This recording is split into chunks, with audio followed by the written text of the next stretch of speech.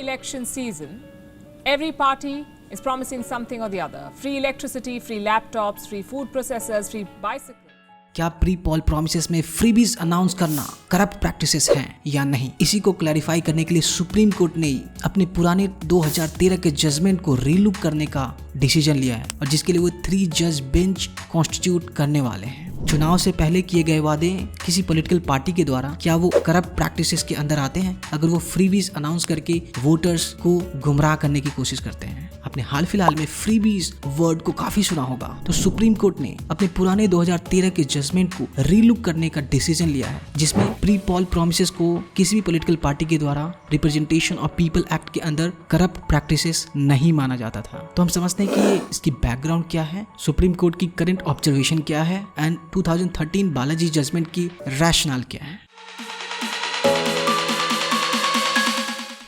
Supreme court ने अपने Subramaniam Balaji versus Tamil Nadu 2013 case में ये जजमेंट दिया था कि पॉलिटिकल पार्टीज के द्वारा फ्री गिफ्ट्स प्रॉमिस करना एक करप्ट प्रैक्टिस नहीं है, बट अगर एक इंडिविजुअल कैंडिडेट ऐसी प्रॉमिसेस करते हैं फ्री गिफ्ट्स की, वो सिर्फ करप्ट प्रैक्टिस हो सकती है, ना कि एक पार्टी के द्वारा। कल्चर देश के विकास के लिए बहुत घातक है।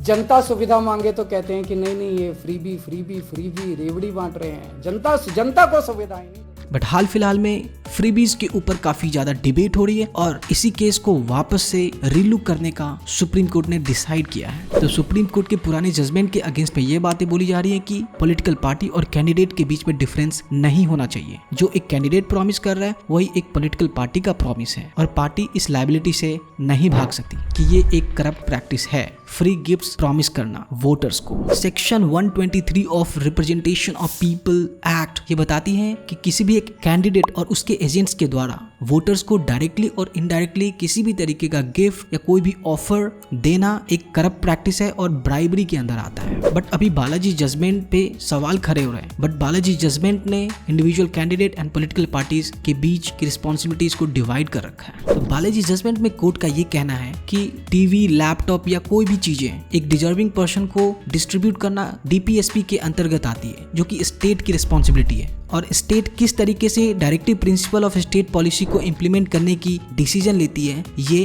कोर्ट डिसाइड नहीं करेगी और कोर्ट इसमें इंटरफेयर नहीं करेगी जब तक कि गवर्नमेंट की कोई भी पॉलिसी अनकॉन्स्टिट्यूशनल नहीं है। तो सुप्रीम कोर्ट का मानना है कि फ्री में बांटे गए फ्रीबीज और वेलफेयर स्कीम के बीच में एक डिस्टिंक्शन होना चाहिए, जिसके लिए उन्हें अपने 2013 के बालाजी जजमेंट को रीलुक करना पड़ेगा और उसी के लिए सुप्रीम कोर्ट ने 3 जज बेंच कॉन्स्टिट्यूट करने का डिसीजन लिया है। और एपेक्स कोर्ट ने इलेक्शन कमीशन को यह डायरेक्शन दिया कि वो रिकॉग्नाइज पॉलिटिकल पार्टी से कंसल्ट करें और एक गाइडलाइंस प्रिपेयर करें for the general code of conduct for the candidates and also for the election manifesto. और इन सभी चीजों को model code of conduct for the guidance of political parties and candidates में इंक्लूड किया जाना चाहिए। तो आई होप दोस्तों आपको इस वीडियो से कुछ सीखने को मिला होगा। तो आगे आने वाली ऐसे ही अमेजिंग इन्फॉर्मेटिव वीडियोस के लिए आप हमारे चैनल को सब्सक्राइब करें एंड नोटिफिकेशन बेल भी बजाना ना भूलें।